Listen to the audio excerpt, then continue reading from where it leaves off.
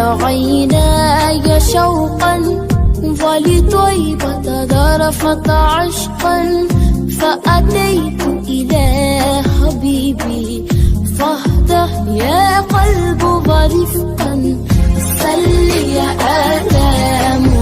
حاضرین، ریاض الجنہ کی زیارت کے لیے ضروری ہے، جہاں پر حضور اکرم صلی اللہ علیہ وآلہ وسلم کا روضہ مبارک ہے اور حجرہ حضرت عائشہ ہے، اور ممبر رسول کی اگر زیارت کرنا ہے اور جنت کی کیاری کو دیکھنا ہے تو نسک یا خدمات دو اپلیکیشن ہیں، ان پر رجسٹریشن کرانا ضروری ہوتی ہے۔ میں نے بھی خدمات سروسز پر رجسٹریشن کرائی لیکن باوجود کام نہیں کیا، اور دوبارہ نسک پر رجسٹریشن کروائی تو پھر یہ ایک پرمٹ ہے جو جاری ہوا، اور وہ تمام لوگ جو ریاض الجنہ کی زیارت کرتے ہیں، جنت کی کیاری میں 2 نوافل ادا کرتے ہیں یا نماز عشاء وہاں پر ادا یا دیگر نمازیں ادا کی جاتی ہیں، تو یہ نسک اپلیکیشن پر مجھے پرمٹ ملا، میں نے حاصل کرنے کے بعد ریاض الجنہ کی تیاری کی اور یہ لائنوں میں ہم لگ گئے۔ ان لائنوں میں سینکڑوں کی تعداد میں بلکہ ہزاروں کی تعداد میں لوگ موجود ہوتے ہیں جن کی تفتیش کی جاتی ہے اور ان کی اپلیکیشن کو دیکھا جاتا ہے اور اس کو چیک کروایا۔ تفتیش کی گئی ہے حاضرین، اور ہمارا نمبر دیکھا گیا اس کا نسک ایپ کے ذریعے جو بنایا تھا پرمٹ، اس کے بعد ہمیں یہ اندر جانے دیا گیا۔ اندر کی طرف جا رہے ہیں ریاض الجنہ۔ مسجد نبوی دنیا کی سب سے بڑی مساجد میں سے ایک ہے اور اسلام کا دوسرا مقدس ترین مقام ہے۔ مکہ مکرمہ میں مسجد حرام مسلمانوں کے لیے مقدس ترین مقام ہے، جبکہ بیت المقدس میں مسجد اقصی اسلام کا تیسرا مقدس مقام۔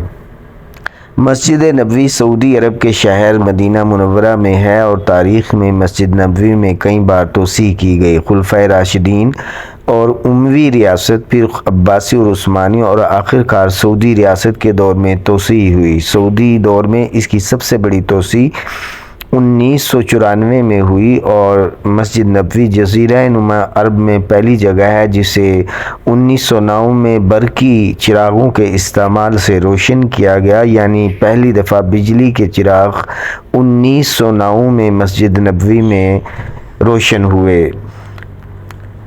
91 ہجری جب حضرت عمر بن عبدالعزیز کا دور تھا تو مسجد نبوی میں توسیع کی گئی اور حضرت عائشہ کا کمرہ بھی مسجد نبوی کا حصہ بنا دیا گیا۔ اس مسجد میں حضرت ابو بکر اور عمر بن الخطاب کو دفن کیا گیا ہے اور سبز گنبد بنایا گیا ہے۔ یہ مسجد نبوی کی سب سے بڑی نشانی ہے۔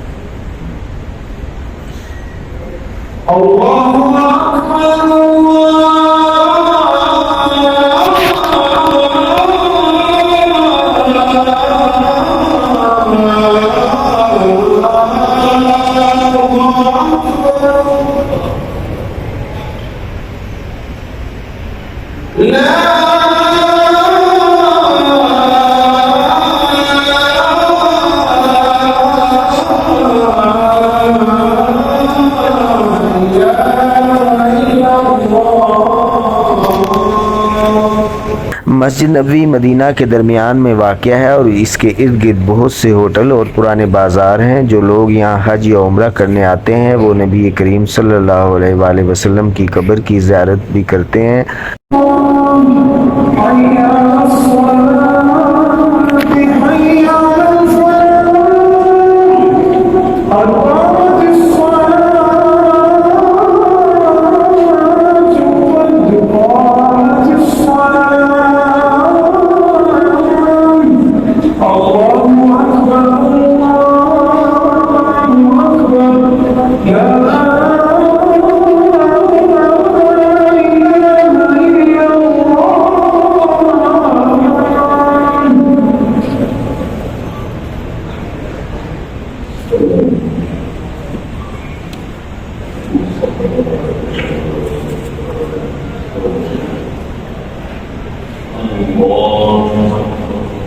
دنیا بھر کے مسلمان مسجد نبوی شریف میں موجود روزہ مبارکہ کو انتہائی عقیدت اور محبت کی نظر سے دیکھتے ہیں۔ روزہ مبارک میں نبی کریم حضرت ابوبکر صدیق، حضرت عمر بن خطاب کی قبریں ہیں، اور روزہ مبارکہ جسے ہجرہ نبویہ شریفہ کہا جاتا ہے، اس میں حضرت ام المومنین عائشہ صدیقہ کے ہمراہ حضور رہائش پذیر تھے۔ اس کا دروازہ مسجد نبوی شریف کے اس حصے کی طرف کھلا کرتا تھا جسے جنت کی کیاری ہونے کا اعزاز حاصل ہے۔ نبی کریم کا انتقال اسی حجرہ میں ہوا اور صحابہ کرام نے مشورہ کیا کہ کہاں دفن کیا جائے، تو حضرت ابوبکر صدیق نے حدیث کا حوالہ دیا کہ نبی کو وہیں دفن کیا جاتا ہے جہاں اس کی روح قبض کی جاتی ہے۔ اسی لیے حضور کی تدفین حجرہ مبارکہ میں ہوئی جہاں ان کی وفات ہوئی۔ حضرت ام المومنین عائشہ صدیقہ کا بھی یہیں رہتی تھیں اور وہ شمالی حصہ میں قیام پذیر تھیں۔ جب حضرت ابوبکر صدیق کا انتقال ہوا تو حضرت عائشہ کو اجازت سے ان کو بھی حجرہ مبارکہ میں رسول اللہ کے پہلو میں دفن کیا گیا، اور رسول کی قبر اور ان کی رہائش کے درمیان کوئی رکاوٹ نہیں تھی۔ حضرت عائشہ فرماتی ہیں، حجرہ مبارکہ میں ایک طرف تو ان کے شوہر ہیں، دوسری طرف ان کے والد، لہٰذا انہیں پردہ کرنے کی کوئی ضرورت نہیں ہے۔ حضرت عائشہ صدیقہ بتاتی ہیں، جب عمر فاروق کا انتقال ہوا تو انہیں حضرت ابوبکر صدیق کے پہلو میں دفنایا گیا، تو انہوں نے اپنی رہائش والے حصے اور قبروں کے درمیان پردے کا انتظام کر لیا، کیونکہ عمر فاروق محرم نہیں تھے۔ ان کی وفات کے بعد بھی اس بات کا لحاظ رکھا گیا۔ حرمین شریفین نے مسجد نبوی میں بہت ساری تبدیلیاں کیں اور انہوں نے درخت کے تنے کے بجائے حجرے میں دیوار بنوا دی۔ مسجد نبوی شریف کی زیارت کے لیے آئے ہوئے حجاج کہتے ہیں کہ حضرت عمر بن عبدالعزیز کے دور میں اس کو دوبارہ تعمیر کیا گیا، اس میں سیاہ پتھر استعمال کیے گئے، حجرے کا رقبہ وہی رکھا گیا جو رسول اللہ کے زمانے میں تھا۔ پھر حجرہ مبارکہ کے اطراف 5 گوشہ دیوار تعمیر کرائی گئی۔ اس کا مقصد یہ تھا کہ حجرہ مبارکہ اور خانہ کعبہ میں مماثلت نظر نہ آئے۔ خانہ کعبہ مربع شکل کا ہے اور حضور کا حجرہ 5 کونوں والا ہے۔ مسجد نبوی شریف کی تاریخی عمارت جوں کی تو برقرار رکھی گئی ہے، حجرہ مبارک میں کوئی تبدیلی نہیں کی گئی۔ اصلاح و مرمت کی جب بھی ضرورت پڑی تو اس میں کوئی کوتاہی نہیں برتی گئی۔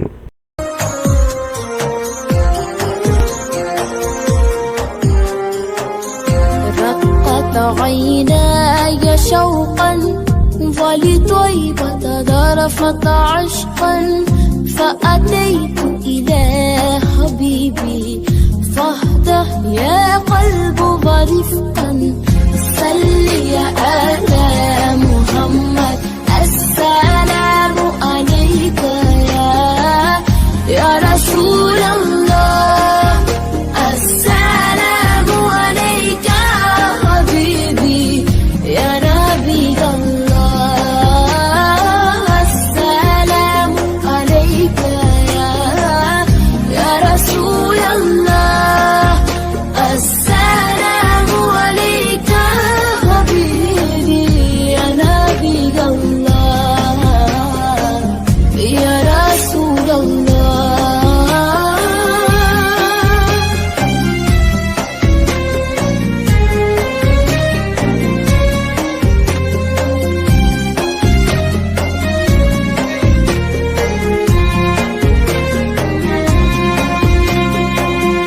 قلب بالحق تألق وبغار فراق تألق يبكي يسأل خالق